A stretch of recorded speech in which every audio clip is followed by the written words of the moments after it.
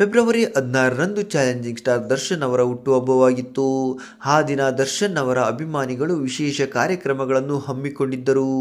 ಆಯಾ ಊರಿನಲ್ಲಿರುವ ಅನಾಥಾಶ್ರಮಗಳಿಗೆ ಊಟ ವಿತರಣೆ, ವಿದ್ಯಾರ್ಥಿಗಳಿಗೆ ಬಟ್ಟೆ, ಪುಸ್ತಕ, ರಕ್ತದಾನ ಶಿಬಿರ ಹೀಗೆ ಅನೇಕ ಸಾಮಾಜಿಕ ಕಾರ್ಯಗಳನ್ನು ನಡೆಸಿದ್ದರು.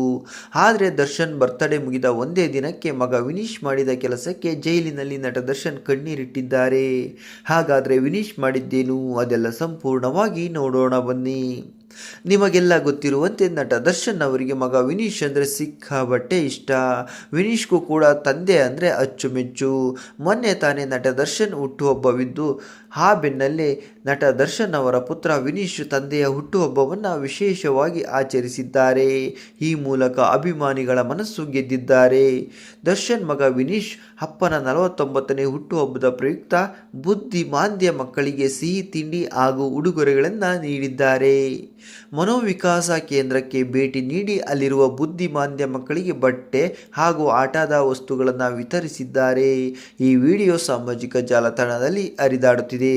ವಿಡಿಯೋ ನೋಡಿದ ದರ್ಶನ್ ಅಭಿಮಾನಿಗಳು, ವಿನೀಶ್ ತಂದೆಗೆ ತಕ್ಕ ಮಗ, ಒಳ್ಳೆಯ ಕೆಲಸ ಮಾಡುತ್ತಿರುವ ವಿನೀಶ್, ನಿಮ್ಮ ಮೇಲೆ ಹೆಮ್ಮೆ ಜಾಸ್ತಿ ಆಗಿದೆ ಎಂದು ಕಮೆಂಟ್ ಮಾಡಿದ್ದಾರೆ. ಇನ್ನು ಮಗ ಮಾಡಿದ ಒಳ್ಳೆಯ ಕೆಲಸವನ್ನು ಜೈಲಿನ ಟಿವಿಯಲ್ಲಿ ನೋಡಿದ ದರ್ಶನ್ ಅವರು ಮಗನ ಕಾರ್ಯ ಕಂಡು ಕಣ್ಣೀರಿಟ್ಟಿದ್ದಾರೆ.